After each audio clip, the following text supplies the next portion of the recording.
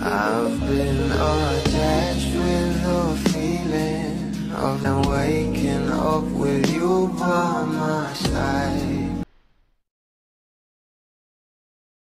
Alam naman natin na LDR nga itong ating couple, na kung saan itong ating Donnie ay nagpaiwan nga sa LA para i-pursue ang kanyang dream na makapag-aral ng short film sa ibang bansa, at kung saan ay sobrang busy nga rin ng ating couple sa kanilang mga ganaps, at talagang itong ating dalawa ay for the post pa rin sa kanilang social media account na talaga namang updated. Pero ito na nga guys ang pag-uusapan natin ngayon, dahil kagabi nga ay talaga namang umuwi na ng Pinas itong ating Donnie Pangilinan, at talagang ngiting may malakas na muamua tapos mahigpit na hayakap nga raw ito sa kanyang Bel Mariano, dahil kitang kita nga sobrang ganda ng ngiti ng ating Donnie. Sa mga susunod na araw ay talagang bibigyan tayo ng magandang ayuda, dahil alam naman natin na sobrang hilig nga rin nila magpa-IG sa kanilang mga social media account.